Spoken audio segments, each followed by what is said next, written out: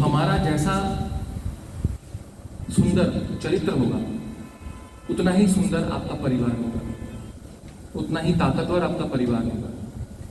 जितना ताकतवर और सुंदर आपका परिवार होगा उतना ही सुंदर और ताकतवर आपका समाज बनेगा, उतनी ही ताकतवर और सुंदर आपका राज्य बनेगा और फिर आपका देश बनेगा और अंत में विश्व बनेगा। तो उस धर्म को साधना है हर एक बच्चे के अंदर वो चरित्र निर्माण करके। दूसरा है अर्थ। अर्थ दो शब्दों में आता है, एक स्वास्थ्य रूपी और दूसरा समृद्धि रूपी। हर इंसान को स्वास्थ्य और समृद्धि रूपी फल को पाना है और इस दोनों चीजों को हमारे देश के आखिरी नागरिक तक पहुंचाना है। ये लक्ष्य होना चाहिए। काम, पता नहीं आप लोग क्या अर्थ निकालते हैं या लेफ्टिस्ट क्या निकालते हैं या सो कॉल्ड बुद्धिजीवी क्या अर्थ निकालते हैं काम का मतलब, बट हमारे संस्कृति में काम का मतलब होता है डिजायर फॉर गॉड। एक ही काम होता है, ईश्वर प्राप्ति, knowing myself, who am I. एक ही काम है, the ultimate desire of our life. यहाँ पे गॉड कौन है, वो ईश्वर कौन है? हमारी भगवती, हमारी भारत माता। हमारे लिए वही भगवान है, साक्षात बैठी हुई है। किसी निराकार या निरूप को देखने या ढूंढने की जरूरत ही नहीं है। Serve your nation, you are going to serve the god. और इस देश के हर एक नागरिक देवता है। पहुंचिए उस आखिरी देवता तक जिसको भोजन नहीं मिल रहा है, पहुंचिए उस आखिरी इंसान तक जिसके दवा का मतलब ही नहीं मालूम, वो तड़प के ही जी रहे हैं। तो हमारे जीवन का डिजायर यही होना चाहिए। और आखिरी है मोक्ष। मैं तो यही कहूंगा विवेकानंद की बात को रिपीट करते हुए, मुझे तब तक मोक्ष नहीं चाहिए। मैं चाहूंगा हर बार मरूं और हर बार इसी देश में पैदा हूं तब तक जब तक मेरे देश के आखिरी इंसान को मोक्ष नहीं मिल जाए। तो ये एक व्यापक अर्थ है। हम क्यों हैं यहाँ पे, क्यों इकट्ठा हुए हैं आज यहाँ पे? अपने भारत के गौरवशाली इतिहास को जानने के लिए और उसको दूसरों को बताने के लिए, हर एक तक अपने देश का असली गौरवशाली इतिहास पहुंचाने के लिए, ताकि आपके मन में या आज के जनरेशन में बिना ज्ञान के, बिना जाने जो दीनहीन भावना रहती है वो खत्म हो, उत्साहित हो अपने गौरवशाली इतिहास को जानकर और जोश में आए और अपने देश के लिए कुछ कर जाए। हम यहाँ इसलिए इकट्ठा हुए हैं क्योंकि भारत क्या सिर्फ रूढ़िवादियों का देश है? हम इसलिए यहाँ इकट्ठा हुए हैं कि क्या भारत सिर्फ कुप्रथाओं का देश है, सती प्रथा का देश है, बाल विवाह का देश है, सपेरों का देश है? क्या है? क्या भारत सिर्फ बीन बजाता था? यहाँ कोई विज्ञान नहीं था, यहाँ कोई कला नहीं थी, यहाँ कोई शिक्षा नहीं थी? क्या भारत सिर्फ गुलाम रहा है? क्यों है हम यहाँ पे इकट्ठा? इन्हीं को जानने के लिए। मैं जानता हूं आज का जनरेशन बहुत फास्ट है, सबको सिर्फ 2 मिनट का मैगी चाहिए, तो 2-2 मिनट में ही बताऊंगा, फिर आप डिसाइड करना। मेरे कहने पे आना नहीं। और कोई यहाँ पे नेता नहीं है, आप सभी में वो नेता विद्यमान है, उसको पहचानना है। यहां बैठा हुआ आदमी, ये जो स्पीकर है, ये एक जरिया है, नेता नहीं है। क्या कर्तव्य है हमारे उस देश के प्रति? आप लोग सुनते होंगे जब आप लोग घरों में पंडितों से पूजा कराते हैं, जम्बू द्वीपे भारत खंडे बोलते हैं, तो ध्यान भी नहीं देते हैं, है ना? पंडित थोड़ा जल्दी कीजिएगा, उसमें भी 2 मिनट। ये सबसे ओल्डेस्ट ऋचा में से आता है। इस लाइन का अगर आप रेफरेंस निकालेंगे 24,000 साल पुराना लाइन है ये। जम्बूद्वीप का मतलब क्या होता है पता है? पूरे एंशिएंट मैप को खोलेंगे तो पूरे विश्व में 7 द्वीप हैं। उसमें से सबसे वैभवशाली और सबसे बड़ा मध्य में जो द्वीप था उसका नाम है जम्बू द्वीप। जम्बू मतलब जामुन के शेप का। सुन के हैरान होंगे आप अगर नहीं जानते हैं तो। ये पूरा का पूरा जम्बू द्वीप आज का यूरेशिया है, यूरेशिया। और इस पूरे यूरेशिया पे एकमात्र सनातनी शासन था, सनातनी साम्राज्य था, सनातनी कल्चर था। इस 7 द्वीपों में से के 9 खंड थे, जम्बू द्वीप के 9 खंड थे। इस 9 खंड में एक सबसे छोटा खंड था भारत, वो भी अभी नहीं बचा है। जो पहले बलूचिस्तान, अफगानिस्तान, ईरान, भूटान, म्यांमार, बांग्लादेश सब था, वो भी अभी नहीं बचा है। तो छोटा सा वो भारत बचा है। जम्बू द्वीप के 9 खंड, उसका सबसे छोटा खंड भारत, उसके भी खंड खंड। अभी जो बचा है लास्ट अखंडित बचा लो। तो क्या आप गुलाम थे? किसको गुलाम कहते हैं समझिएगा। सिर्फ अगर रामायण का साइंटिफिक एविडेंस निकालें, डॉक्टर टंकेश्वर ने पंजाब यूनिवर्सिटी में इसको पूरा प्रूफ के साथ एक्सप्लेन किया था।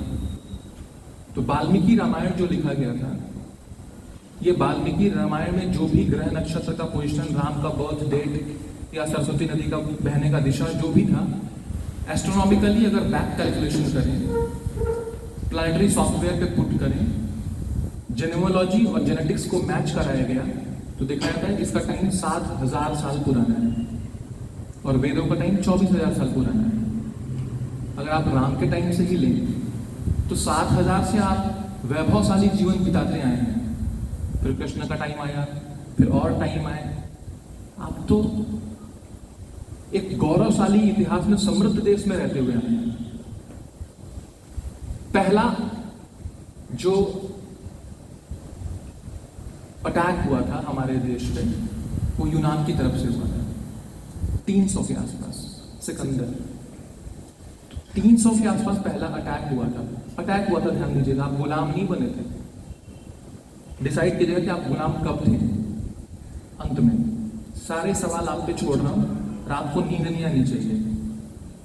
अगर नींद आ गई, आपने कुछ नहीं सुना था फिर, और सुना था तो दिल तक नहीं पहुंचाए थे उसको, या मैं असक्षम था।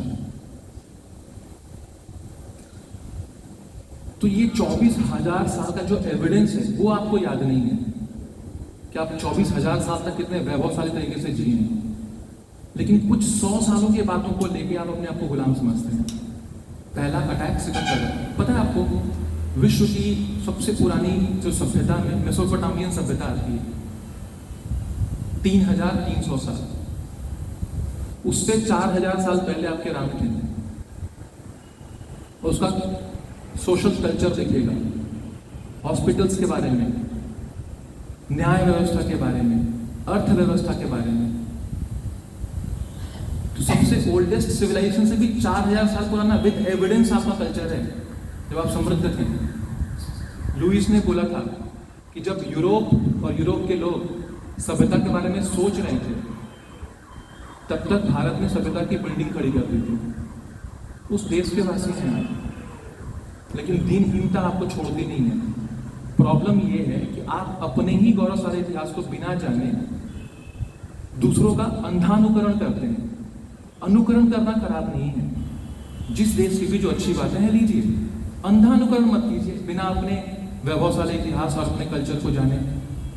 आज का जनरेशन मोस्ट इंटेलेक्चुअल जनरेशन है। मुझे लगता है सबसे ज्यादा इंटेलेक्चुअल और पावरफुल जनरेशन आज का जनरेशन है। तो उसको बुद्धि पे तौलिए और जानिए अपने इतिहास को। सिकंदर घुसे थे, लेकिन मगध तक आते आते उनको हरा के भेज दिया गया था वापस। लेकिन आपने अपनी किताब में ज्यादा पढ़ा कि पुरु ने लड़ाई की वीरता से, लेकिन हार गया। और सिकंदर हारा, इसका डिटेल आपके पास नहीं है। ये हमारा इतिहास है। 1550 के बाद मुगलों का डोमिनेंसी शुरू हुआ। वर्ड्स पे ध्यान रखिएगा, आप गुलाम नहीं थे, डोमिनेंसी शुरू हुआ था। फिर 24,000 साल को आप भूल गए हैं, लेकिन 1550 से आपको सब याद है। क्यों? आपकी किताबों में वही पढ़ाया गया है। 24,000 साल के गौरवशाली इतिहास को छोड़ के 1550 के बाद के इतिहास को जोरदार तरीके से पढ़ाया गया, जो आपके दिल और दिमाग में छपा हुआ है। मुगलों की डोमिनेंसी शुरू हुई। मुगल लगातार पूरे भारत में कभी भी नहीं रह पाए। दिल्ली और दिल्ली के आसपास के इलाकों में लगातार रहे हैं, पूरे भारत में नहीं रहे हैं। लेकिन आप अपने आप को गुलाम मानते हैं, क्यों? आपको ऐसा पढ़ाया गया है। ब्रिटिश 1857 के विद्रोह के बाद से फुल फ्लेजेड फॉर्म में रूल किए हैं। उस 100 साल को आप अपने को गुलाम मानते हैं। अगर सच में आप गुलाम मानते हैं तो मेरा मानना है गुलाम एक मानसिकता है और कुछ नहीं है। आपका सोच गुलाम है। तो जो भी आपसे ये मानेंगे कि मैं गुलाम था, हमारा देश गुलाम था, वो उनकी मानसिकता है। क्या आप मुझे यहाँ पे कोई बैठा जवाब दे सकता है? लक्ष्मीबाई कभी गुलाम थी? चंद्रशेखर आजाद कभी गुलाम थे? भगत सिंह कभी गुलाम थे? सुभाष चंद्र बोस कभी गुलाम थे? बाल गंगाधर तिलक कभी गुलाम थे? तो वो उस परिस्थिति में जब गुलाम नहीं थे तो कौन था गुलाम? वो जो गुलाम बनना चाहता था, जिसकी मानसिकता में थी, वो जो चाटुकार थे, गुलाम तो भी थे ही नहीं। मेरे ख्याल से तो भाई 15 अगस्त 1947 आजादी दिवस नहीं है, भगाओ दिवस है। घुसपैठियों को भगाया गया है। जब ये लोग थे ही नहीं गुलाम, तो आप कहां से थे? तो गुलामी आपकी मानसिकता है। ये तो कुछ नाम थे जो आप सभी लोग जानते हैं। अगर लिस्ट तैयार किया जाए ना, मैं एक दिन खोज कर रहा था, 25,000 के ऊपर ऐसे नाम मिलेंगे जिनको इतिहास के पन्नों में अमरता का इतिहास के रूप में लिखा हुआ होना चाहिए था। उनका नाम और निशान तक कोई जानता नहीं है यहाँ पे। 25,000 के ऊपर। मैं कुछ नाम वही मैगी वाले स्टाइल में बताता हूँ, 2-2 मिनट, ठीक है? आप जानती हैं राम प्यारी गुर्जर के बारे में? अकबर के बारे में जानते हैं? हाँ तो चाहिए, कितने लोग अकबर के बारे में जानते हैं? शर्म आ रहा है उठाने में। राम प्यारी गुर्जर के बारे में? राम प्यारी गुर्जर उत्तर प्रदेश की एक वीरांगना थी, सहारनपुर। तैमूर, अभी आप लोग बहुत सुने होंगे नाम तैमूर, है ना? सुन लीजिए तैमूर का इतिहास क्या है। तैमूर लंग एक महा अत्याचारी राजा था, जिसको भारत का वैभव देख के सहा नहीं जा रहा था, यहाँ की सुंदरता देख के सही नहीं जा रही थी। उसका 2 ही टारगेट था, धर्म परिवर्तन और महिलाओं के संग रेप। उसने दिल्ली में लोधी को हराया, वहां से बढ़ते यूपी पे कब्जा करने जा रहा था। तब छोटे छोटे राजाओं में बटा हुआ था भारत। मेरे तो अभी रोंगटे खड़े हो रहे हैं जब उस गांव की इस लड़की को मालूम चला कि वो लोग आ रहा है और बहुत आतंकी है, बहुत टेक्निक है, उसके पास बहुत सारे हथियार हैं। इन लोगों ने महापंचायत बुलाया। ये एक साधारण सी औरत है, कोई राजकन्या नहीं थी, साधारण सी गांव की औरत। इन्होंने महापंचायत बुलाया और एक तेज सिंह जाट इन्होंने 1,20,000 की सेना तैयार की, गांव के लोगों को मिला के। कल्पना करके देखिएगा, बोलना आसान है, हम लोग तो यहाँ 40 में हवा निकल गई। 1,20,000 लोगों की सेना बनाई उन लोगों ने, और छापे मारे तरीके से लड़ाई जारी थी। दिन में वो जंगलों में छुप जाते थे। तैमूर लंग जब गांव में आए खाली, और रात को फिर उनके शिविर पर अटैक करते थे। रोज के रोज तैमूर लंग का सेना घटते गया, घबरा गया। वो वहां सहारनपुर छोड़ के हरिद्वार की तरफ भागना चाहा कि वहां लूटूंगा। हरिद्वार में पहले से ही उन लोगों ने एक टुकड़ी बैठा रखी थी। तेज बहादुर सिंह जाट ने भाला मारा सीधे छाती पे उसके, तैमूर लंग के। पीछे से उसके सेना ने उसको मार डाला, वो शहादत हुआ उसका। लेकिन तैमूर लंग उस घायल शरीर को लेकर सीधा अपने एरिया में चला गया। अपने एरिया मतलब भारत देश छोड़ दिया। और वो राम प्यारी गुर्जर तकरीबन 50 लाख सैनिकों को मारा उसने, अपने टीम को लेके। वो घुसने ही नहीं दिया, जिसको लोधी नहीं हरा पाया था उसको भगा दिया। इतिहास के पन्नों में नहीं है आपके।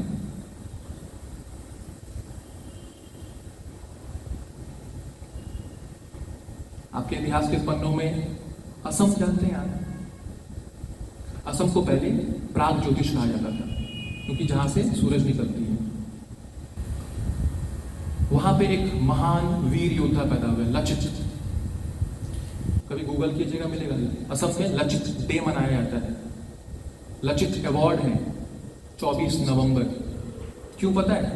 जो सबसे वीर बच्चा पैदा होता है असम में और वीरता का कार्य करता है, उसको लचित अवार्ड मिलता है।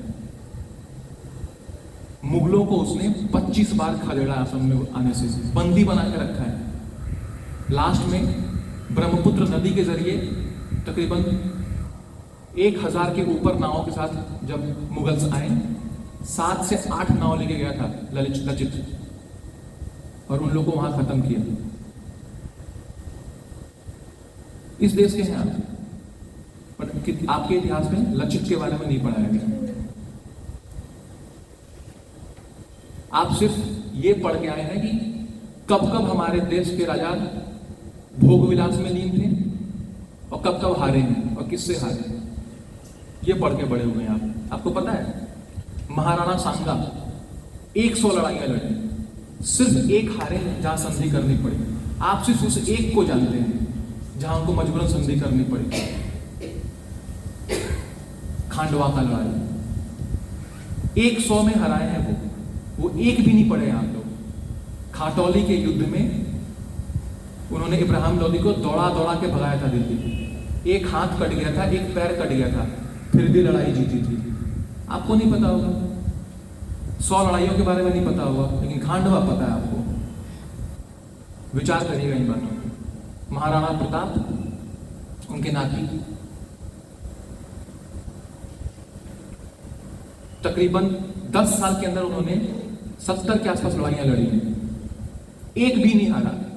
एक सिर्फ कंट्रोवर्सी था, वो भी प्रूव हो गया कि वो भी राणा प्रताप ने जीता था, हल्दी घाटी के लड़ाई।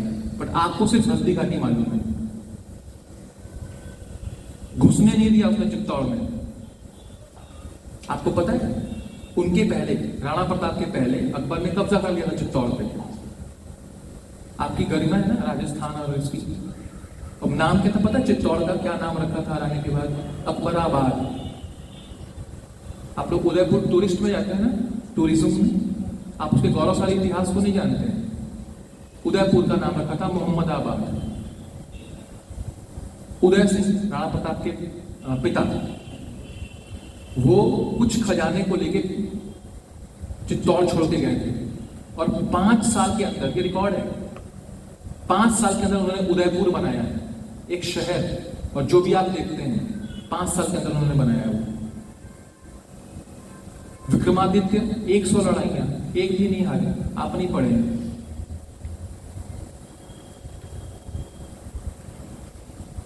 आपको पता है मोहम्मद गजनी ने सोमनाथ को जोरदार लूटा था, सबको पता है। उसके बाद उसकी ड्रम की पिटाई हुई थी, ये पता है? नहीं पता है? वो नहीं पता आपको?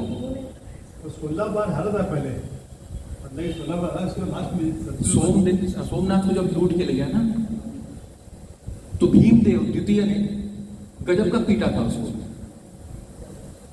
ठीक है? वो जान बचा के भागा था और उसके बाद सोमनाथ को रिकंस्ट्रक्ट कराया। ये नहीं पता होगा आपको? लूटा था, मजे लिया था। आप ये पढ़े हैं कि फिर भारत के लोग मुंह देख रहे थे उसका, हाँ लूट ले भाई। आपको ये पता है कि पृथ्वीराज चौहान को मोहम्मद गौरी ने पकड़ लिया था? उसके पहले 16 बार हारा था, ये नहीं पता है? 16 बार उसको हराया था पृथ्वीराज चौहान ने। मैं इतिहास का स्टूडेंट तो नहीं हूं, बट जो थोड़ा बहुत मालूम होना चाहिए था वो मालूम नहीं है, इसलिए इसको बता रहा हूं। ये बातें आपको याद नहीं है। आपको पता है वीरांगना दुर्गावती के बारे में? वीरता दिवस मनाया जाता है मध्य प्रदेश में। मध्य प्रदेश यूनिवर्सिटी का नाम चेंज होकर दुर्गावती के नाम पर रखा गया है। अभी सद्बुद्धि आई है। छोटा सा 2 लाइन सुन लो आप, सभी फीमेल को डेडिकेटेड है। उसके नाम पे वीरता दिवस मनाया जाता है। दुर्गावती के पति गुजर गए। अकबर के कहने पे अफगान असफ खान को भेजा गया था। जोरदार लड़ाई थी, मैं छोटे में बता रहा हूं उसको। इनके पास सेना बहुत कम थी और जो हथियार थे जंग लगे हुए बहुत थोड़े से थे और उनके पास भरी पड़ी थी। या तो संधि कर लो, संधि मतलब स्वीकार कर लो कि तुम ही बॉस हो, और या फिर लड़ाई करो। इनके सभी मंत्रियों ने इनको सजेशन दिया कि आप संधि कर लो, आपके पास कोई है नहीं लड़ने वाला। वो बोली अगर 2 दिन भी जिंदा रहूंगी ना, स्वराज्य के लिए जिंदा रहूंगी, संधि करके देंगे। और वो लड़ाई की लास्ट में ऐसा ना बताया कि उनको उतरना पड़ा युद्ध में, और लड़ते लड़ते वीरगति को प्राप्त हुई। उसके बारे में नहीं पढ़ा आपने, चिन्नम्मा के बारे में नहीं पढ़ा आपने, पढ़ाया नहीं कैसे थे, ये त्रुटियां कहां हैं, कब बदलेगा ये? तो आप सोचना था कि हम गुलाम कब थे? भारत क्या रूढ़िवादियों का देश है? ऐसा देश जहां की कल्चर 2 चीजों पे, 2 शास्त्रों पे डिपेंड है, श्रुति और स्मृति, उपनिषद, वेद एंड पुराण। अगर आप इसको ध्यान से समझें तो जहां वेद उपनिषद है वहां पे तो कोई काट्य नहीं है कि सभी में वो ईश्वर है और सभी समान है। पुराण जो है उन्होंने ये सोचा कि भाई सभी लोग उतने इंटेलेक्चुअल नहीं है, कुछ हैं जो मंद बुद्धि के भी हैं, तो उनको अगर हम लोग डर पैदा करें तो वो अपने सिस्टम में रहेंगे, वरना व्यभिचार बढ़ेगा। तो इसलिए स्टोरी सुना के, डरा के आपको अपने कल्चर में रहने के लिए बताया गया। सती प्रथा,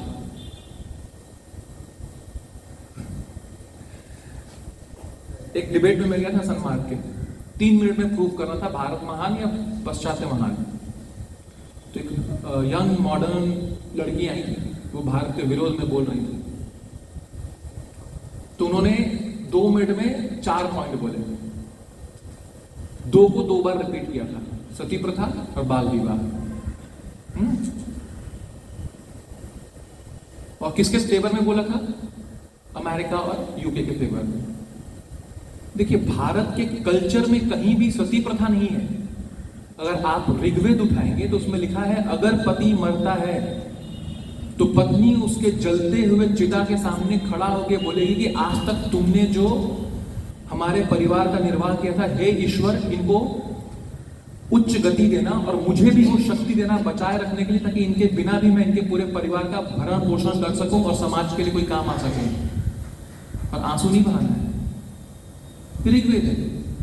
सती का मतलब क्या होता है? सतीत्व। सती जो शिव की सती थी, जिन्होंने अपने पति के सम्मान की रक्षा के लिए अपनी इच्छा से अपना त्याग किया था, वहां से सती शब्द आया था। सती अपने इज्जत को बचाने के लिए, अपने देश हो या पति हो या किसी की भी रक्षा के लिए अपना त्याग करना सतीत्व है। ये कल्चर है इस देश का। जौहर आप लोगों को याद होगा कि जब उस राजस्थान की औरतों को मालूम चला कि हमारे पति ने ये हमारा शरीर संग लूटेंगे ये लोग, तो अपने प्राणों का त्याग किया। इसको सतीत्व कहते हैं। मुझे एक प्राचार्य मिले थे कुछ दिन पहले जो इस पर रिसर्च कर रहे थे। उन्होंने बताया कि ये सती प्रथा जो ये लोग समझते हैं, पता नहीं, लेकिन सती प्रथा अभी भी चलती है कुछ आदिवासियों में। वो बताएं कि अगर पति गुजर जाता है तो वो औरत जब पति के चारों तरफ घूमती है तो हर तीसरे मूवमेंट के बाद वो पूछती है कि कौन है जो मेरी संरक्षा का रिस्पॉन्सिबिलिटी लेगा, मेरे बच्चे, मेरी बेटियां, कौन लेगा? और फाइनली कोई लेता नहीं है तो वो उस गांव से निकल जाती है और फिर वो एक मंदिर में रहना शुरू करती है और तपस्वी का जीवन बिताती है। फिर उसको सती कहा जाता है। फिर सब लोग जाकर उसको प्रणाम करते हैं, किसी और नजर से नहीं देखते। भारत का तो यही सती का मतलब था, सती का अर्थ था, सती का एग्जाम्पल था, सती के उदाहरण थे। हमारा देश तो ऐसा नहीं है जहां 2500 साल तक विच हंटिंग चला था। विच हंटिंग पता है? विच मतलब होता है डायन, खोज खोज के मारो। ये है यूरोप का कल्चर, पढ़ लीजिएगा। ये उनके कल्चर में था। सती प्रथा तो हमारे कल्चर में नहीं था। बाद में चल के कहीं कहीं मजबूरी जरूर बन गया था कि इतने रेप हो रहे थे, इतने लूटे जा रहे थे फीमेल की इज्जत, कि उनको अपने आप को जला देना पड़ता था। वो मजबूरी बन गई थी। हमारे शास्त्रों में नहीं है। शास्त्रों में भी मैंने बताया आपको सती का मतलब क्या होता है, लेकिन जिनके कल्चर में था उसको तो आप नहीं बोलते, उनकी आप बड़ाई कर रहे हैं। विच हंटिंग, ढूंढ ढूंढ के मारा जाता था। 1950 तक यूरोपियन कंट्रीज में फीमेल को वोट देने का अधिकार नहीं था। 1950 तक यूरोपियन कंट्रीज में फीमेल का कोर्ट में गवाही नहीं माना जाता था। इसके लिए बहुत बड़ा एक रिवॉल्यूशन हुआ था। भारत तो एक ऐसा देश है जहां पे जगत जननी कहा जाता है कि औरत ही इस जगत के को पैदा करने वाली है। भारत को बाप नहीं कहा जाता, मां कहा जाता है। भारत तो एक ऐसा देश है जहां पे यत्र पूजन्ति नारी, वहीं पे भगवान घूमते हैं। ये फॉर्मूला चलता है। जहां पे औरतों की पूजा होती है वहीं भगवान है। उस देश का कल्चर है। तो आप डिसाइड कीजिए रूढ़िवादी कौन है, विच हंटिंग या आपका सती। बाल विवाह, अगर प्रैक्टिकली डिबेट करें तो बाल विवाह कौन सा ऐसा देश है जहां पे बाल विवाह नहीं था? आप आज का उठाइएगा, यूरोपियन कंट्रीज में कितने साल तक में शादी कर सकते हैं? 15 के अंदर भी आप शादी कर सकते हैं। लेकिन भारत में ऐसा नहीं था। एग्जाम्पल दो, आयुर्वेद अथर्ववेद का उपवेद, मतलब अथर्ववेद का प्रैक्टिकल एस्पेक्ट ऑफ ट्रीटमेंट। वहां पे औरतों का मेच्योरिटी बताया गया है 16 से 18 साल, लड़कों को बताया गया 18 से 20 साल। इसके बाद शादी कर लो। कहां खराब था? विथ रेफरेंस बताया मैंने आपको। बाल विवाह कहीं कहीं मजबूरी बन गई। फिर से मीना बाजार लगता था, जहां पे एक स्लोगान चलता था कि जो भारत की औरतें झूठी हो गई हैं, मतलब जिनकी शादी हो चुकी थी वो गंदी हैं, जिनकी नहीं हुई है उनको उठा के ले जाया जाता था। तो लगाए, जैसे हमारे गांव में ना पिताजी लोग बताते हैं कि गाय और बैलों का बाजार लगता था, चुन के ले जाना है आपको अपने हिसाब से। वैसे ही भारतीय औरतों का बाजार लगता था, खून खोलना चाहिए आपका। और जिनकी शादी नहीं रहती थी उनको ही उठाया जाता था। इसलिए वो माँ बाप डर के मारे उनको पहले से ही शादी कर देते थे। रूढ़िवादी कौन था, कुप्रथा क्या थी? जातिवाद कहीं नहीं लिखा है कि जो पैदा हो गया वो वही होगा। मैं दोनों रेफरेंस दे रहा हूं। शास्त्रों में भी लिखा गया कि कर्म के आधार पे जो काम करता था। आपके अपने स्कूल में सभी कोई प्रिंसिपल है क्या? कोई टीचर नहीं है, कोई पियोन नहीं है, कोई स्टाफ नहीं है, कोई वॉशर नहीं है? या आप अपने ऑफिस में आपके ऑफिस में सभी मालिक हैं? सब जगह अपने अपने काम के हिसाब से उसका एक डेजिग्नेशन है ना, वही डेजिग्नेशन था। आयुर्वेद में क्या लिखा है पता है?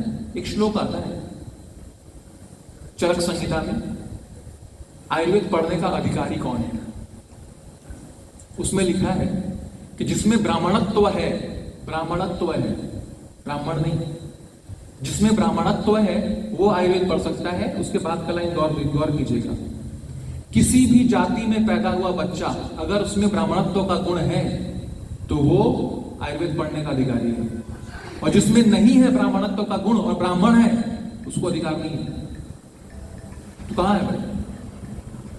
थोप देने से भले हो जाता है या आपके इतिहास और कल्चर को बदल दिया जाए? तो भारत में ऐसा कहीं भी नहीं था।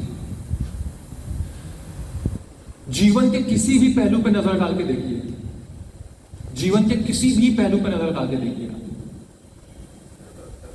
वास्तुकला शिक्षा, विश्व का पहला यूनिवर्सिटी है नालंदा यूनिवर्सिटी। मैथ्स, जीरो का आविष्कार से लेके, पर विडंबना है, मैं इसको दूसरी तरीके से पेश करूं तो ज्यादा अच्छा रहेगा। वास्तुकला से शुरू करते हैं, क्योंकि ये आप लोग जाएंगे गूगल पे मालूम चल जाएगा जीरो किसने किया, बीजगणित किसने किया, त्रिकोणमिति किसने किया। बताने वाले पे डिपेंड करता है। जैसे आप जो किसी बताने वाले पे सुन के आए थे, दूसरे बताने वाले पे सुनिए। वास्तुकला का एग्जांपल देता हूं आपको, तरीका ध्यान दीजिएगा। कुतुब मीनार नाम सुने? मैं जानबूझ के चुना अभी मेरा दिमाग गया वहां पे। इसको बोलते हैं विष्णु ध्वज। चंद्रगुप्त मौर्य के टाइम पे सबसे जो इंटेलेक्चुअल आदमी थे उनके दरबार में, उनका नाम था वाराह मिहिर। वाराह मिहिर ने 27 मंदिर बनाए थे विष्णु ध्वज के आसपास, जिसके अवशेष कुतुब मीनार के पास अभी भी हैं। 27 मंदिर थे 27 नक्षत्रों के नाम पे, और वो हर नक्षत्र के दिन उसी मंदिर में बैठ के कैलकुलेशन करते थे कब कहां बारिश आने वाली है, कहां सूखा पड़ने वाला है, क्या आने वाला है। इसीलिए उसके पास के एरिया को अभी भी मिहरौली के नाम से जानते हैं, वाराह मिहिर। ठीक है, पूरा का पूरा जो कुतुब मीनार है उसपे सिर्फ इंडियन कल्चर और इंडियन नक्काशियां हैं। तो आपका विष्णु ध्वज वास्तुकला का एक उत्कृष्ट उदाहरण है, लेकिन आज वो कुतुब मीनार के नाम से जाना जाता है।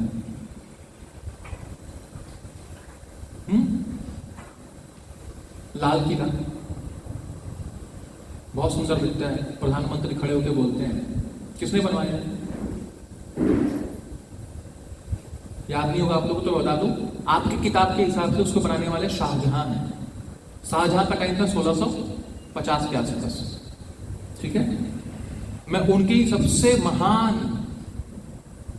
मुगलों के सबसे महान राइटर का एग्जांपल दे रहा हूं आपको, उसके बाद कुछ प्रैक्टिकल एविडेंस दूंगा।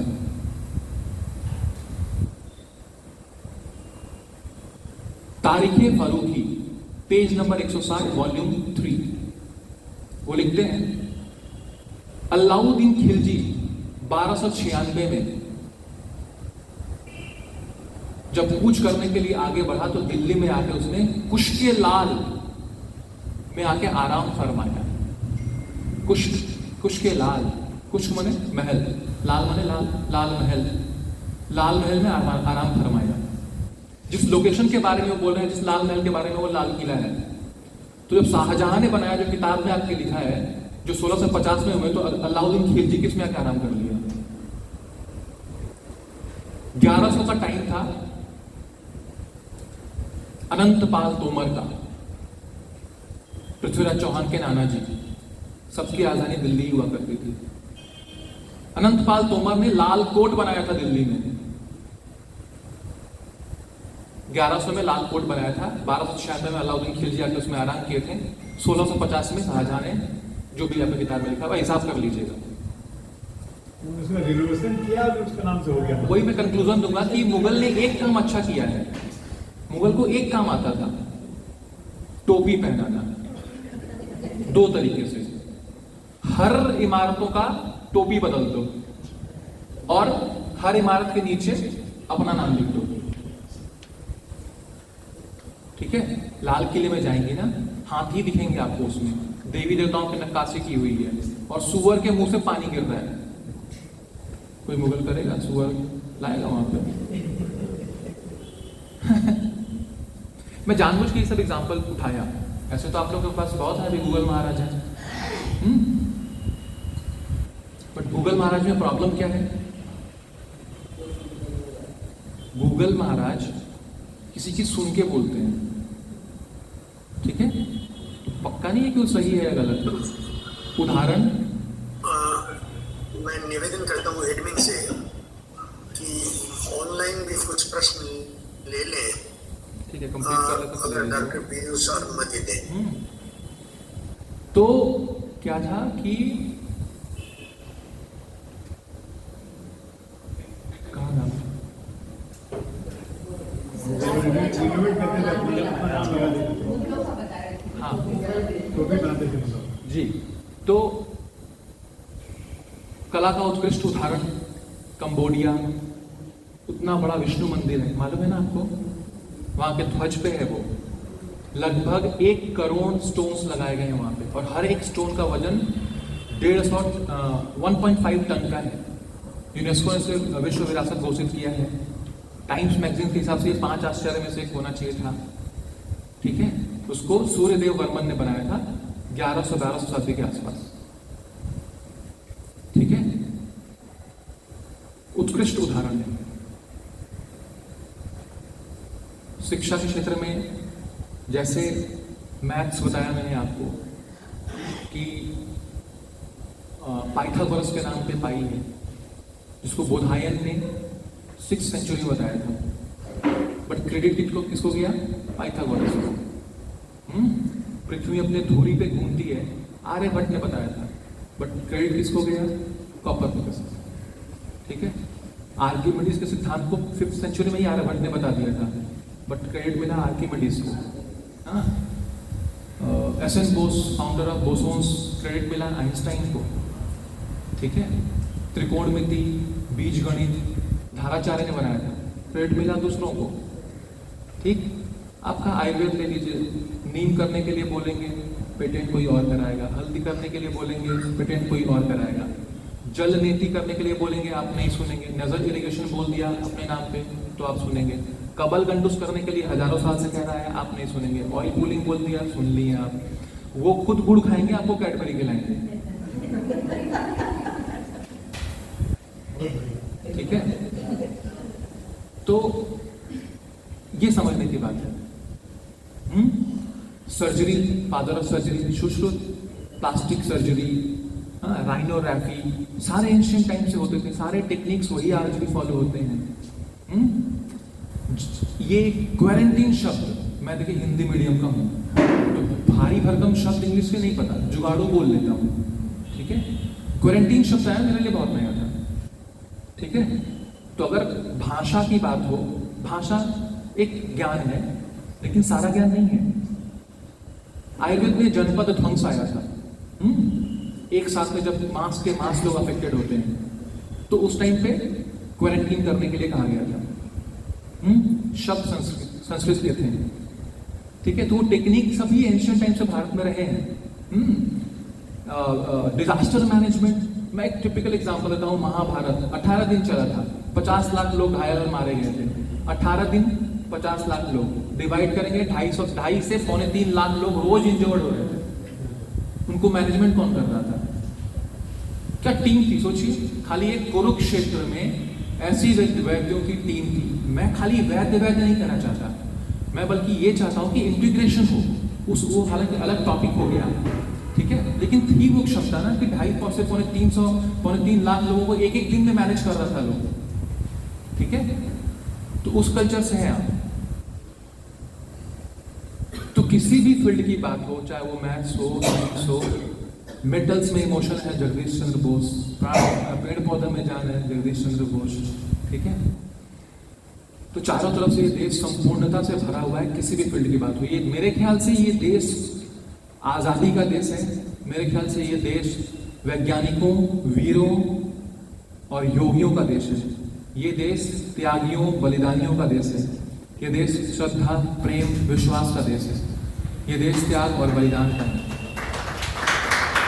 तो हमें गर्व करना चाहिए अपने देश पे और इसकी सारी अच्छी चीजों को अपने सिस्टम में उतारना चाहिए। इसको दूसरे देशों तक भी पहुंचाना चाहिए। दूसरे देशों की कुछ भी अच्छी बातें हैं उसको जरूर लेना चाहिए, लेकिन अंधा अनुकरण नहीं करना चाहिए। तो इन सब बातों को देख के ये समझ में आता है कि सबसे जरूरी है आज के नौजवान युवाओं का, जो इस बात को समझें, अपने कल्चर को समझें, कुछ इस तरीके से जिए जैसे मेरा बच्चा इस देश का अपने एजुकेशन की हाईएस्ट डिग्री लेता है, मुंह से हिंदी निकलती है, लेकिन जरूरत पड़े तो अमेरिका के सबसे बड़े मंच पे खड़ा होकर हाथ में ये लाल धागा बांध के, बाएं हाथ में लैपटॉप हो, लेकिन जय हिंद का नारा लगा के आता हो इंग्लिश में। मंच से उतरे अगर सामने माँ बाप हो तो पहले उनको पैर छू के आशीर्वाद ले, बाद में उनसे गले मिलकर जो भी करना है कर ले, प्रॉब्लम नहीं है उससे।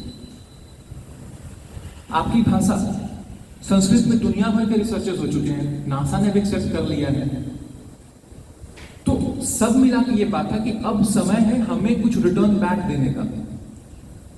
ठीक है, इस देश को समय है इस देश की गरिमा को, इस देश के गौरवशाली इतिहास को जन जन तक पहुंचाने का।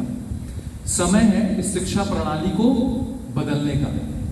शिक्षा कुछ ऐसी होनी चाहिए जहां हमारे इन खोए हुए योद्धाओं का वर्णन नहीं है, उनका भी वर्णन आए हमारे इतिहास की किताबों में। संस्कृत कंपल्सरी लैंग्वेज होना चाहिए ताकि आप अपने शास्त्रों का सही से अध्ययन कर सकें, किसी के बोले हिसाब से नहीं पढ़ सकें। आप ऑप्शनल में इंग्लिश जो रखना है, जो लैंग्वेज रखना है रखिए, कोई दिक्कत नहीं है ना। किताबी ज्ञान के साथ साथ मौलिक ज्ञान, व्यवहारिक ज्ञान भी होना चाहिए हमारे सिलेबस में, स्कूल के सिलेबस में। स्कूल के सिलेबस में आयुर्वेद का दिनचर्या ऋतुचर्या जरूर होना चाहिए, ताकि वो वहीं से डिसिप्लिन लाइफ जीना शुरू कर दें, उनकी आदत बन जाए, मजबूरी में नहीं करना पड़े। तब तो एक स्वस्थ और ज्ञानी भारत बनेगा, आगे आने वाली पीढ़ी, और तेजस्वी बनेगा, जिसको अपने इतिहास पे गौरव है, ना कि दीनहीनता के भावना से गुजर रहा हो। जरूरत है हम अपने ज्ञान समृद्धि के साथ उस हर एक नागरिक तक पहुंचे, इस शिक्षा के साथ, उस आहार के साथ, क्योंकि एक बात तो पक्की है कि किसी को धर्म या ज्ञान या शिक्षा की बात तब तक दिमाग में नहीं जाएगी जब तक उसका पेट में अनाज नहीं है। तो वो जाए, वो पहुंचे। जैसा अंकल ने बताया कि शुरुआत अगर एक भी करता है ना तो भी काफी है। भारत या भारतीय कल्चर के विरुद्ध हो रहे दुनिया भर के षड्यंत्र बहुत सारे लोग जानते होंगे, उसके विरुद्ध खाली एकजुटता चाहिए, लड़ाई भी नहीं चाहिए, सिर्फ एकजुटता चाहिए। हमारा सबसे बड़ा प्रॉब्लम क्या पता है, हम भारतीय हैं ये भूल जाते हैं, हम ये याद रखते हैं कि हम जैन हैं, हम बौद्ध हैं, हम शाक्य हैं, हम वैष्णव हैं, हम तो कृष्ण को मानने वाले हैं, हम राम को मानने वाले, उसमें भी फूट है, उसमें भी फूट है। ये क्यों नहीं सोच सकते कि हम सभी भारतीय हैं और एक मंच पे जहां जरूरत पड़े एक साथ है। देश कोई बाउंड्री नहीं है, देश आपका इमोशन है, इसीलिए जरूरत है एक नाम हो देश का, इसीलिए नाम दिया गया था हम लोगों ने श्री भारत इसीलिए कहा था।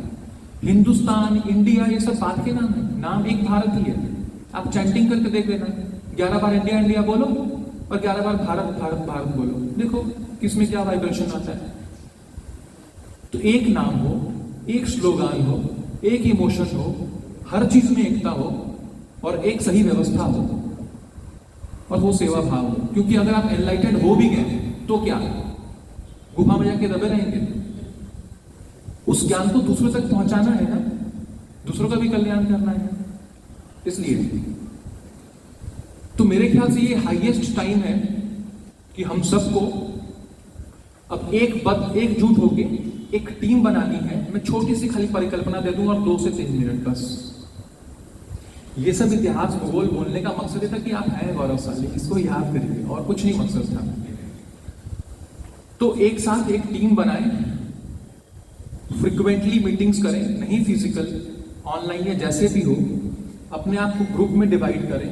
जितने हमारे बड़े लोग हैं, जो सीनियर लोग हैं, तजुर्बेकार हैं, एक्सपीरियंस हैं, उनसे सलाह लें, उनके पहचानों का इस्तेमाल करें। आज के सारे यंगस्टर्स को पकड़ें, उनको ये बताएं और उनके थ्रू आज का टेक्नोलॉजी को यूज करें। हम तो जीरो हैं उसमें, ठीक है, चाहे वो इंस्टाग्राम हो, फेसबुक हो, व्हाट्सएप हो, जो भी होता है, ट्विटर हो, जो भी हो, उनके थ्रू हर जगह पहुंचे और टीम बनाए, प्रोग्राम डिसाइड करें कि कौन किस ग्रुप में रहेगा, कौन शिक्षा वाला विभाग लेगा, उसमें कौन क्या जिम्मेदारी लेगा, कौन खाना वाला जिम्मेदारी लेगा, कौन अनाथों के लिए रहेगा, कौन विधवाओं के लिए रहेगा, कौन वृद्धाओं के लिए रहेगा, कौन अपने कल्चर को अवेयर कराने के लिए रहेगा, कौन क्या जिम्मेदारी ले सकता है। टीम बना के लग जाए, अपना काम करें, घर का प्रॉब्लम नहीं है, लेकिन इसके लिए भी समय दें, रोज का एक टाइम बना दें। हर उस पत्नी से रिक्वेस्ट है, अपने पतियों को अलाउ करें इस लड़ाई के लिए, जैसे बाकी हमारे पत्नियां अलाउ करती हैं बीएसएफ के जवानों को लड़ने के लिए। उस समय तो आप आराम से घर में सो रहे होते हैं, वो लड़ रहा है वहां पे, तो आप ये भी एक लड़ाई है, उसके लिए अलाउ करें। और हर उस पति से अनुरोध है कि वो भी अपने पत्नियों को इसमें लड़ाई करने के लिए एक स्पेस दें। अपने घर की रिस्पॉन्सिबिलिटी पूरी करने के बाद की ही बात कर रहा हूं मैं। तो सब तक ये पहुंचना चाहिए। मुझे लगता है कि आज के टाइम पे सबसे बड़े, सबसे पावरफुल और सबसे ज्यादा जागरण पैदा करने वाले अगर कोई ब्रांच है तो वह है पत्रकारिता। अगर ये जाग गए ना, और इनमें अगर देश प्रेम आ गया, किसी पीयूष द्विवेदी की जरूरत नहीं है। कलम में वो ताकत है, तलवार की जरूरत ही नहीं होती। एक जकीरा तलवार का एक कलम के सामने कुछ नहीं है। और जोश, थोड़ा जरूरत थोड़ा जोश की भी है। अंकल जी ने एक शायरी बनाया, मैं तो शायरी वाली याद करके नहीं आया, बट मैं थोड़ा इंस्टेंट वाला हूं क्योंकि और भी टैलेंट है मेरे। तो जोश वाला बोलना है, छोटा बोलना है। उमड़ पड़ा है, उमड़ या ऑनलाइन जो देख रहे हैं उनके भी कुछ प्रश्न ले लेंगे अब बाद में दिया जाएगा, बाद में ले लेंगे, अभी ले या लेंगे। ऑनलाइन प्रश्न ले या धैर्य रखिए। या आप लिख के भेज दीजिए, हाँ हाँ बोलिए। चैट बॉक्स में। हेलो, हाँ, ऑनलाइन सवाल लिख के भेज दीजिए, हम उसका जवाब आपको दे देंगे। हाँ, चैट बॉक्स में लिख के भेज दीजिए। Please send. कहाँ लिख के भेजे? चैट बॉक्स में। आप चैट बॉक्स में लिख के भेज दीजिए, हम आपके क्वेश्चंस सर को पोस्ट कर देंगे और उसके आंसर्स आपको फिर भेज देंगे। मेरे को टाइम मिली आप सोचने का। चलिए, ये तो अभी नहीं, कहाँ लिख कर भेजे? चैट बॉक्स में आपके बुक्स तो यहाँ खुलता है। नहीं, आपके उसमें देखिए एक चैट बॉक्स है, उसमें लिख के भेजिए। मोदी जी को बोलिए एक बार म्यूट कर लेंगे अपने आप को। मोदी जी नहीं है आंटी। जी। उमड़ पड़ा है रक्त दिलों में देश प्रेम के नाते से। उमड़ पड़ा है रक्त दिलों में देश प्रेम के नाते से। गली गली में अब गूंजेगा श्री भारत के नारे से। जय श्री भारत। मैं फिर से एक बार बोल रहा हूं कि आप सब में वो पीयूष द्विवेदी है, आप सभी लीडर हैं, कोई एक नहीं है। इस जोश के साथ, प्रेम के साथ, क्लैरिटी ऑफ माइंड होनी चाहिए और प्योरिटी ऑफ हार्ट होनी चाहिए। अपना आत्मज्ञान करते रहने के प्रयास के साथ साथ देश प्रेम और जन सेवा के लिए भी ओतप्रोत होना चाहिए। तो आप सभी से निवेदन है, जो भी बड़े लोग हैं यहाँ पे, आप लोग मार्गदर्शन कीजिएगा, क्योंकि आपके एक्सपीरियंस की, आपकी पहचान की बहुत जरूरत है। और सच में हर गली गली में ये गूंजना चाहिए, जय श्री भारत, जय श्री भारत।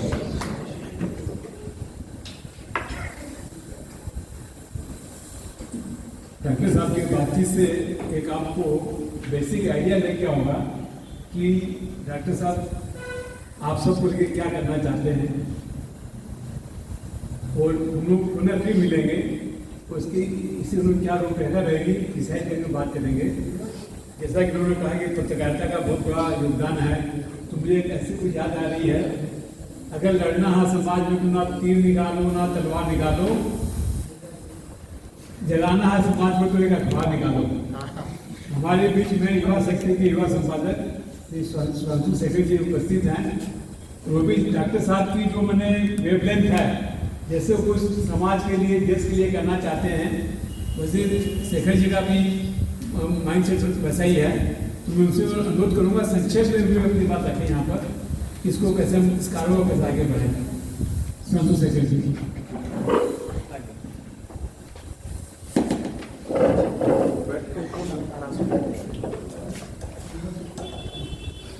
आदरणीय पीयूष द्विवेदी जी को भी मैं पिछले 15-20 मिनट से सुन रहा था। इन्होंने भारत की जो गौरव गाथा है, हमारे गौरव का जो फहरिस्त है, क्यों हम लोग गौरवान्वित होते हुए भी आज दीनहीन की सोच और गुलामी मानसिकता में जी रहे हैं, इसका उन्होंने दर्शन करवाया। ये तो खुद ही पीयूष हैं। पीयूष का अर्थ पता है ना आप सबको? तो जो पीयूष है वो पीयूष ही बांटेगा, अमृत बांटेगा। और इस अमृत का पान कर कर हम सब किंकर्तव्य विमोढ़ भी है। खुशी है कि आंखों ने और कानों ने ऐसे व्यक्तित्व को सुना है और आंखें चुप है, वर्णन की शक्ति वाणी को है किंतु वाणी को आंखें नहीं। आपके संदर्भ में 2 मिनट और लेंगे हम। साक्षी है इतिहास, जो आप कह रहे थे उसका निचोड़, क्योंकि पत्रकार तो निचोड़ ही निकालता है, जैसा आप कह रहे हैं कि साक्षी है इतिहास कि हम ही पहले जागे हैं, आज जागृत हो रहे सभी हमारे आगे। तो अगर हम सच में पहले जागे हैं तो इस शक्ति को पहचानना पड़ेगा। और चूंकि आपने एक बहुत बड़ा अभियान लेकर यहाँ उपस्थित आप हुए हैं और अभियान के तहत देश को समृद्ध बनाना चाहते हैं, एकीकृत करना चाहते हैं। युवा शक्ति आपके कंधों में कंधा मिलाकर चलने को तत्पर है, कर संकल्पित है। बहुत बहुत धन्यवाद।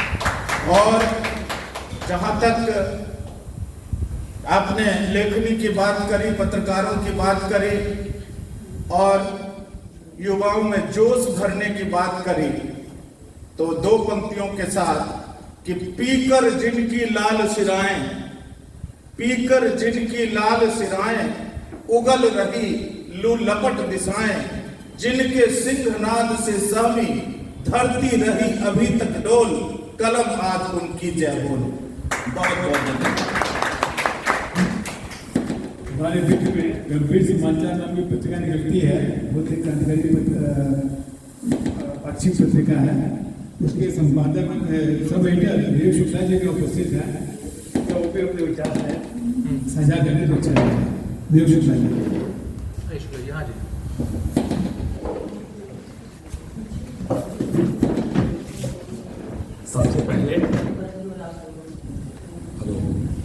सबसे पहले तो यहाँ उपस्थित सभी हमारी जो महिला, जो हमारा जो सशक्तिकरण है और हमारे जो मुख्य वक्ता कह लें या मार्गदर्शक कह लें या इस संस्था के जो कर्मदाता है डॉक्टर पीयूष द्विवेदी जी, इनकी भावनाओं को मैंने बहुत दिन से देखा है। मैं इनका पेशेंट भी हूँ और इनसे इनके पास समय की तो बहुत कमी रहती है, बहुत मुश्किल से मिलते हैं, लेकिन मुलाकात हो जाती है। तो जो चीज़ देखने को मिली है कि आप अपने कर्तव्यों के साथ अगर इस देश के प्रति कुछ सोचते हैं तो बहुत बड़ी बात है। आज का जो समय है, जैसा इन्होंने कहा कि पाश्चात्य सभ्यता हमारे बीच में इतनी ज्यादा हमारे ऊपर हावी हो गई है कि जो नई जो जनरेशन है, नया जो हमारे घर में, मेरे साथ भी है, हर व्यक्ति के साथ है, जो आने वाला जो हमारा कल है ना, वो बीते हुए कल की पहचान नहीं कर पाते। ये बहुत ज्यादा जरूरी है और कहीं ना कहीं इसमें कुछ पॉजिटिव चीजें भी नजर आती हैं, कुछ निगेटिव चीजें भी नजर आती हैं। स्वाभाविक है कि हमको देखना पड़ता है। आज आप देख लीजिए, इन्होंने बाल विवाह की बात कही, बहुत सारी, मैं बहुत ध्यान से सुन रहा था, मुझे इतना इतिहास के बारे में बहुत कुछ नहीं पता है, लेकिन जो सुनने को मिली, मुझे तो इन्होंने उत्सुकता ये आज जगा दी है कि मुझे कुछ पढ़ना है। इन्होंने बोला कि आपको नींद नहीं आएगी, सच में नींद नहीं आएगी, मुझे रात में जाके देखना पड़ेगा कि सही अकबर ने क्या ऐसा कुछ किया था क्या, क्योंकि हम उस चीज से अनभिज्ञ हैं, हमको नहीं पता। एक समय का भी अभाव रहता है, क्योंकि यहाँ पे पढ़ने लिखने का तो समय अब उस श्रेणी में आदमी आ चुका है कि नहीं कर पाता। लेकिन जिस तरह का देश प्रेम है, स्वाभाविक है कि इसको जागरूक करने की जरूरत है। और ये पैसे से, समृद्धि से देश प्रेम नहीं हो सकता है, क्योंकि जिन लोगों ने देश के लिए लड़ाई लड़ी, इसी बंगाल की एक महिला थी मातंगनी हाजरा, आपने सुना होगा, खड़ग यहाँ मिदनापुर की। ऐसे लोगों ने लड़ाई नहीं, जिनको लोग जानते नहीं है, जिनका नामो निशान कहीं नहीं है, कहीं मूर्तियां दिख जाती हैं, कहीं किसी हिस्ट्री में कहीं एक पन्ना निकाल के लगा दिया जाता उनको। स्वाभाविक है कि उस इतिहास से, उन लोगों से नहीं होने वाला, आने वाले समय में वो गुलामी फिर हमारे ऊपर, जैसा इन्होंने कहा है कि गुलाम हम खुद होते हैं, हमें गुलाम किसी ने बनाया नहीं, हम वो महसूस करने लगते हैं, तो हम कहीं फिर वहां नहीं चले जाएं। उस गुलामी से बाहर निकलने के लिए उस भारत का पुनर्निर्माण करना होगा। स्वाभाविक है कि भारत निर्माण में एक कदम आपको खुद चलना होगा, क्योंकि ये देश के प्रति हमारा फर्ज है। हम अपने परिवार के प्रति अपने फर्ज को पूरा करते हैं, हम अपने जो कर्म जीवन में करते हैं, वो डॉक्टर हैं, वो अपने फर्ज को कर रहे हैं, हम अपने फर्ज को कर रहे हैं, सब लोग अपने काम कर रहे हैं, वो एक जीविका है हमारी। लेकिन देश के लिए हम क्या कर रहे हैं? देश के लिए हम कुछ भी नहीं कर रहे हैं। अगर आप मान लें तो कुछ भी कर लें। मैंने कुछ दिन पहले एक कार्यक्रम में गया था, एक महिला को सुना, कुछ नहीं, उन्होंने एक सीन कहा कि मैं तो अपने लड़के को सेना में भेजूंगी। वो गजब का आत्मविश्वास उनका देखने को मिला। सुन के कभी कभी जो आंखों से पानी निकल जाते हैं जाते रहते हैं कार्यक्रम में, स्वाभाविक है ऐसी चीज़ों को देखने मिलता है। हम कहाँ आ चुके हैं। अभी कुछ दिन पहले एक कार्यक्रम में जाने का मुझे मौका मिला था। 80 साल के ऊपर की एक वृद्धाश्रम में एक डॉक्टर साहब हैं, उन्होंने अपनी माँ को वृद्धाश्रम में रखा हुआ था। तो मैंने कारण पूछा कि इसका कारण क्या है। बोला कि नहीं, हम घर में हम रखते हैं तो वो अकेले रहती हैं। तो बहुत सारी ऐसी चीज़ें, हमारी सोच कहाँ जा रही है, हम कहाँ जा रहे हैं, हम तो ये नहीं सोच पाते हैं कि ऐसा तो हम लोग सोच भी नहीं सकते हैं, लोग कर कैसे देते हैं। बहुत सारी ऐसी चीजें हैं। निर्माण व्यक्तित्व का भी होना चाहिए, समाज का भी होना चाहिए, देश का भी होना चाहिए। और नेता कभी देश का निर्माण नहीं कर सकते, ये तो असंभव है। जिस तरह का मिशन, जिस तरह का उद्देश्य, जिस तरह की सोच रखते हैं सर, स्वाभाविक है कि उनको मतलब मन से जो है सैल्यूट है, दिल से सैल्यूट है कि इस तरह की सोच जो है आप अपने कार्यों को छोड़ के रहते हैं। और ज्यादा मैं कुछ नहीं करना चाहूंगा, बस एक ही चीज कहना चाहूंगा कि इरादा लेकर आया हूं, कुछ करके जाऊंगा। जिस देश ने जन्म दिया है उसे लहू देकर जाऊंगा। बहुत बहुत धन्यवाद आप सभी को, हमारे डॉक्टर साहब को, हमारे बड़े भाई सुधांशु शेखर जी हैं, उनको धन्यवाद। आप सभी बड़े को प्रणाम करते हुए अपनी वाणी को विराम करते हैं। देखिए, सबके दिलों में चिंगारी है कुछ करने की, यहाँ इसी की हमें जरूरत है। अब हमारे बीच में लगता है कि काफ़ी महावीर समाज की गौरव प्रतिभा दीदी यहाँ उपस्थित हैं। उन्होंने पिछले 30-35 सालों से महावीर समाज में जो भी चेतना है, जागृति है, बौद्धिक उत्थान है, उसमें उनका कई तरह से योगदान है। मैं उनसे अनुरोध करूँगा कि वे कृपया कुछ कहें और उसके बाद मैं समय से निवेदन करूँगा। मैं चाहता सबको मौका दूँ, अगर आपने धैर्य है तो मैं आपको एक मौका देता हूँ। आजकल क्या व्हाट्सएप जो है बड़ा अच्छा चीज़ हो गया है। जो आपके दिल में कोई बात है, जो आप शेयर करना चाहते हैं, डॉक्टर साहब को पहुँचाना चाहते हैं, आप व्हाट्सएप में भेजिए। It's a very effective medium. तो आप ये मत सोचिए हमको आज मौका नहीं मिला बोलने का, हम कुछ बात बोलना चाहते थे, तो कृपया अपने विचारों को जितना डिटेल में लिख सकते हैं व्हाट्सएप में लिख कर नेताजी को भेज दीजिए, डॉक्टर को भेज दीजिए। तो वो जो आपके विचार रहेंगे वो हम लोगों को कार्यक्रम को आगे बढ़ाने में, रूपरेखा बनाने में बहुत सहयोग मिलेगा। कृपया हर जो भी लोग यहाँ उपस्थित हैं, आज शाम को घर जाने सोने के पहले 10 लाइन का आपका विचार हम लोग को भेजिएगा। ये मैं आपसे उम्मीद करता हूँ। धन्यवाद। मैं तो एक बहुत साधारण स्त्री हूँ और पीयूष जी का बहुत बड़ा, बहुत ऊंचा स्वप्न है और मेरी बहुत बहुत शुभकामनाएं हैं कि उनका स्वप्न साकार हो। और आज जो ये समूह देख रही हूँ, अपने साथियों को देख रही हूँ, तो अगर इतने साथी मिल जाएं, विवेकानंद ने ये कहा था कि अलग जगाने के लिए एक ही व्यक्ति काफ़ी होता है। तो यहाँ तो काफ़ी लोग हैं जो कि पीयूष जी के बताए हुए संस्कारों के ऊपर चलने का प्रयत्न कर रहे हैं। तो आज की क्या स्थिति है वो तो मेरे विचार से आप लोग सब अवगत हैं कि हम सारी गुलामी, चाहे अकबर की गुलामी हो, चाहे तैमूर लंग की गुलामी हो, हम वो तो इतिहास हो गया।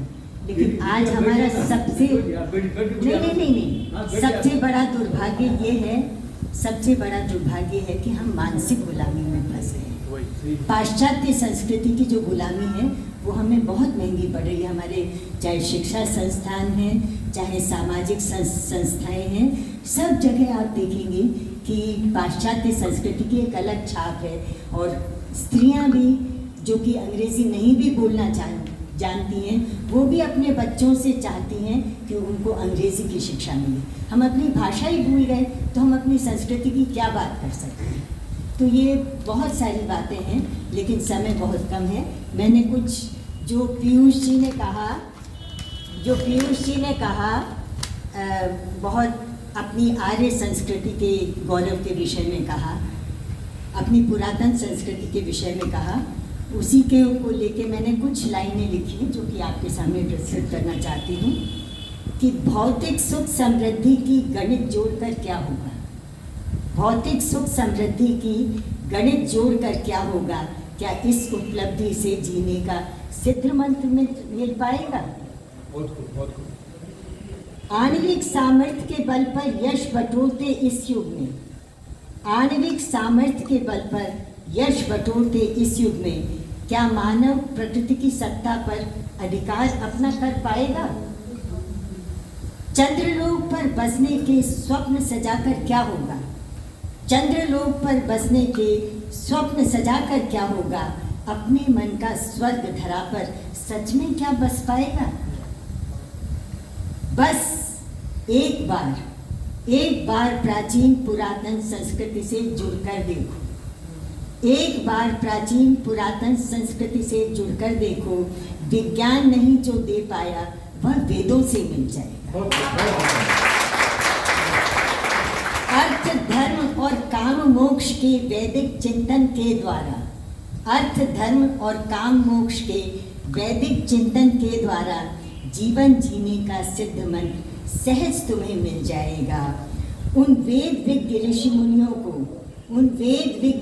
मुनियों को प्रतिभा का शत शत प्रणाम, जिनके सटीक वाणी का लाभ बिन मोल दिए मिल जाएगा, जिनकी सटीक वाणी का लाभ बिन मोल दिए मिल जाएगा।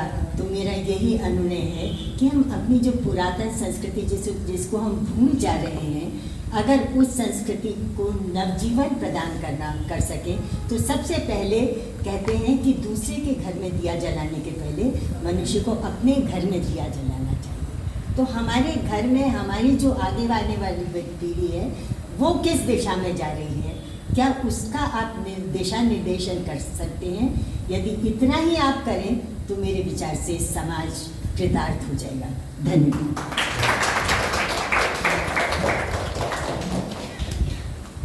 प्रतिभा जी ने गागर में सागर भर दिया है। मैंने डॉक्टर साहब ने जिस बात को 55-60 मिनट में कहा, उन्होंने उसका समराइज रूप से मैं समझता हूँ 6 पंक्तियों में बता दिया।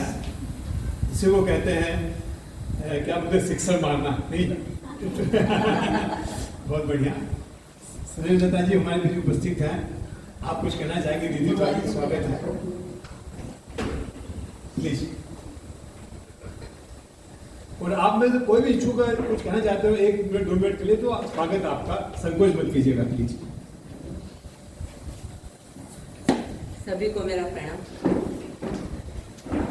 परम आदरणीय पीयूष जी की पीयूष वर्षिणी वाणी सुनकर सच में अभिभूत थी। अरे बोलने को कुछ शेष रहा ही नहीं। डॉक्टर साहब ने एक मतलब प्रशस्त राजपथ ही उद्घाटित नहीं किया, हम सबको उस पर चलने की प्रेरणा दी। सच कहूँ तो मैं तो यहाँ सोच के आई थी कि आपको स्वास्थ्य के टिप्स देंगे, मुझे ध्यान नहीं था। बोला नहीं आती आज मानसिक और बिना मानसिक मुझे इतना अच्छा लगा।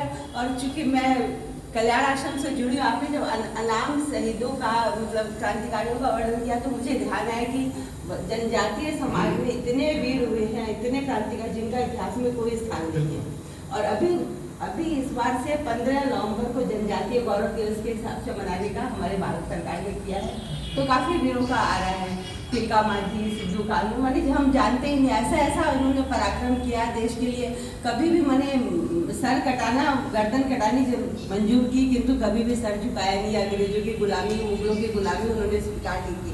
ऐसे अनेकों शहीद हुए। तो जब डॉक्टर साहब बोल रहे थे तो बार बार मुझे वनवासी क्रांतिकारियों की और बहुत सारे वीरों का स्मरण आ रहा था और बहुत अच्छा लग रहा था।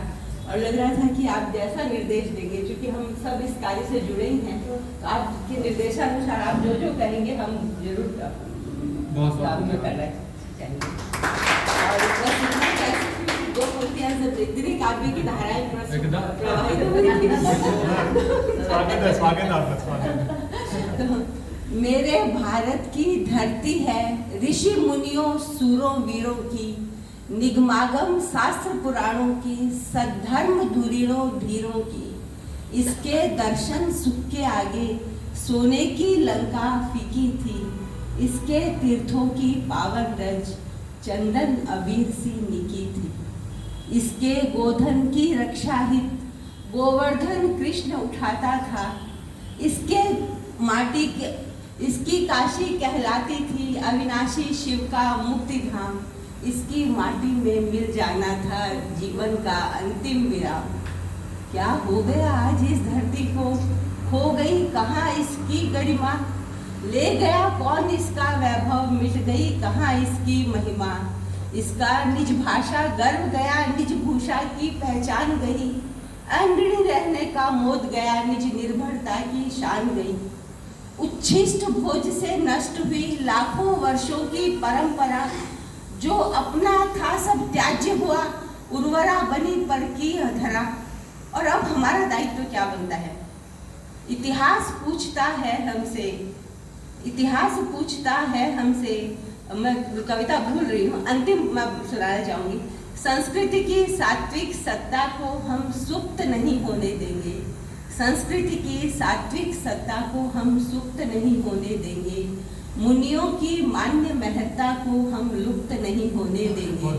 विधि ने हमको दायित्व दिया भारत की निधि के रक्षण का, संकल्प हमें अब लेना है जीवन सर्वस्व समर्पण का। संकल्प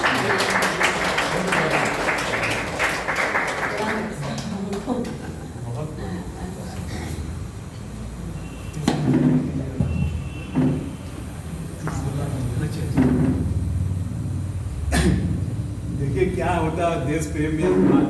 मैं सोचा कि 15-20 मिनट में निकल जाऊंगा, ऑफिस जरूरी काम था, लेकिन इतना विभूत हो गया जो प्रोसीडिंग से।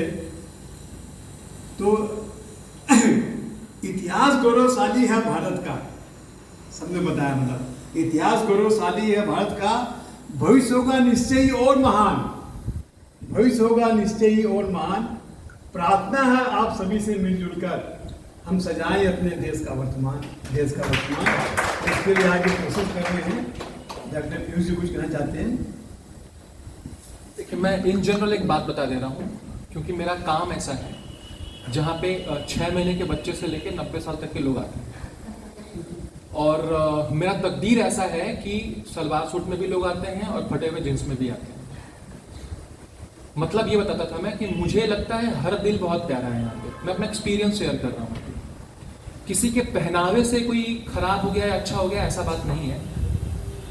मैं ये इसलिए बता रहा हूँ क्योंकि मैं सबका मूड समझता हूँ। मेरे 60 मिनट बोलने के पीछे कारण क्या था? कविता में हो सकती थी वो बात। 60 मिनट बोलने के पीछे मकसद ये था, आज का जमाना, क्योंकि आप मुझे मानते हैं, आप मुझे मानती हैं, आप आ गए अब मेरा हर बात मान लोगे, मैं जो बोल दिया आप मान लोगे, पीयूष वाणी सब मान लोगे। लेकिन जो नहीं मानते हैं, जोड़ना तो उनको है, और वो तभी जुड़ेंगे जब आज के हिसाब से हम आगे मूव करेंगे। मेरा कॉल और मैसेज इसीलिए था। और क्या था? Evidence based. आप जो बोलेंगे उसके पीछे आपके पास प्रमाण होना चाहिए। यही आज का डिमांड है। ठीक है, मैं आयुर्वेद बोल रहा हूं, बहुत महान है, प्रमाण क्या है? मैं कोई किडनी का केस ठीक किया, मैं कोई कैंसर ठीक किया, मैं कोई आरए ठीक किया, प्रमाण चाहिए अभी। तब तो आप डंके की चोट पे बजा के बोल सकते हैं। और वही हो रहा है पोस्ट कोरोना, या ड्यूरिंग कोरोना या पोस्ट कोरोना से वही हो रहा है। तब भी आयुर्वेद वही था, आज भी आयुर्वेद वही है, बट ह्यूज पॉपुलैरिटी, 50 गुना आयुर्वेद को पैसा बढ़ गया भारत सरकार में इस बार, चारों तरफ फैले। क्यों? एविडेंस। तो वो एविडेंस चाहिए। फिलॉसॉफिकली या इमोशनल बातों से वही प्रभावित होंगे जो आपको मानते हैं। ठीक है, आपको किसी भी चीज को प्रमाणित कर, जैसे मान लीजिए मैं एग्जांपल दूं, फिर थोड़ा सा एक्सटेंड कर रहा हूं, 60 मिनट तक 6 मिनट ले रहा हूं। ठीक है, विज्ञान की बात होती है ना, तो आपका जो बुक है, नाम संहिताएं हैं वो, जैसे चरक संहिता, सुश्रुत संहिता, ये वही साइंटिफिक बुक्स हैं। जैसे अगस्त्य संहिता, एग्जांपल देता हूं मैं, आप अगस्त्य संहिता खोलेंगे, उसमें बैटरी बनाने के नियम बताए गए हैं, इलेक्ट्रिसिटी जनरेट करने के नियम बताए गए हैं। उसी सिद्धांत पे ओजोन गैस प्रोडक्शन होता है। आप प्रैक्टिकल करके दिल्ली में देख लिया गया, सेम तरीके से बैटरी बनती है, सेम तरीके से ओजोन गैस प्रोडक्शन होता है। But credit goes to Tesla. मेरा यहां बोलना था, अगर आपके पास एविडेंस नहीं है, मैं बोलते हमारे यहां तो सब होता था। कहां होता था भाई? ये हमारे नौजवानों को मालूम होना चाहिए। गो टू अगस्त्य संहिता, आप नाम भी नहीं सुने होंगे। ठीक है, खोलो ये page number, do the practical experiment, then talk to me. आपके पास तो कुछ नहीं है, आप लोग खाली पुरानी बातें करते हैं, प्राचीन परंपरा, प्राचीन परंपरा। ये वो लोग क्रॉस क्वेश्चन करेंगे। तो एविडेंस बेस्ड होना ही पड़ेगा। इसलिए हमें आप लोगों का कि कविताओं की धार चाहिए, लेकिन युवाओं का प्रहार भी चाहिए। ठीक है, मैं दूसरा एग्जांपल देता हूं।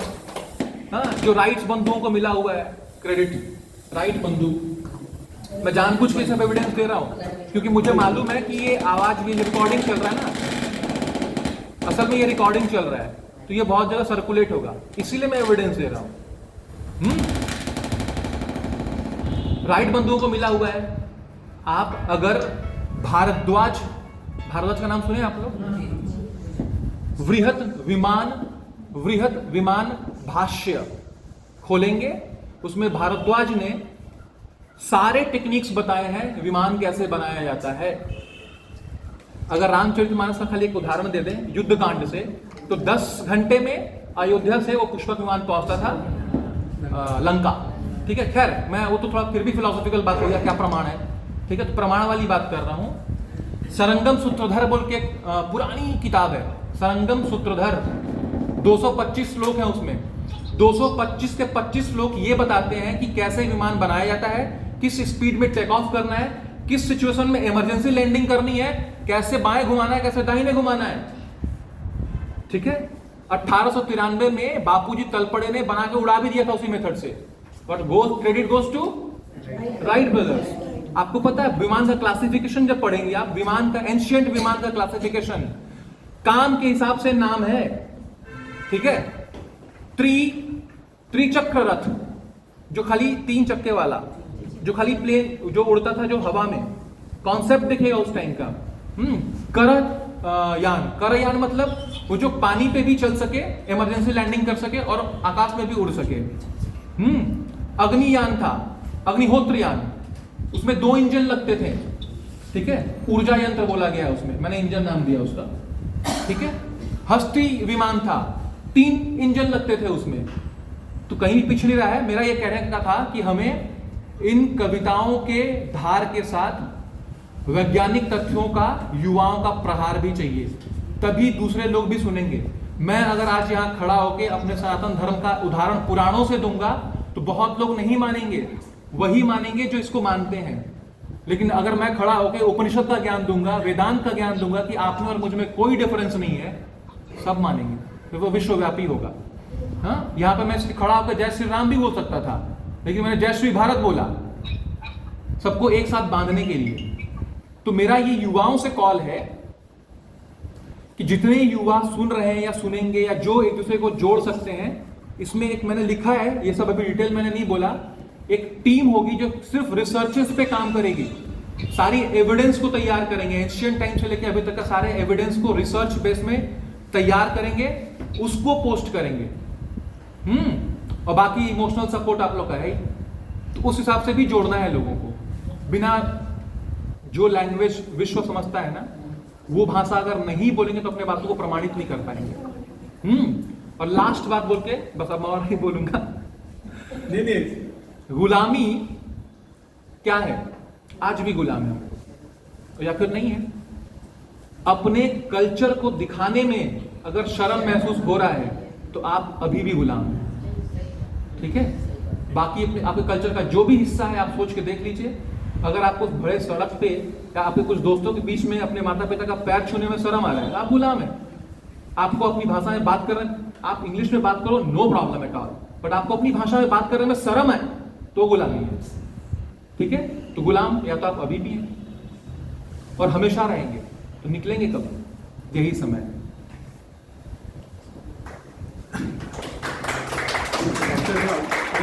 मैं सबके ब्याह में कहता हूँ, आप 60 मिनट तो क्या 60 घंटा भी बोलेंगे ना तो आप थक जाएंगे, हम लोग सुनने वाले नहीं थकेंगे। ये बात अगर सही है तो वो कहता है धोनी से डॉक्टर साहब को बता दीजिए।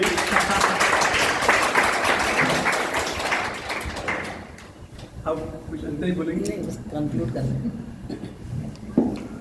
हेलो, श्री भारत, मैं आदरणीय डॉक्टर साहब सुधांशु जी, विवेक जी, स्नेहलता जी और प्रतिभा जी के साथ सभी का धन्यवाद ज्ञापन कर रही हूँ कि सभी लोग आज हमारी इस यात्रा में, जो कि हमारा कारवां शुरू हो रहा है, सहभागी बने और आए और हम सबका उत्साह बढ़ाए। तो हम सब की तरफ से मेरे सभी साथियों को बहुत बहुत धन्यवाद।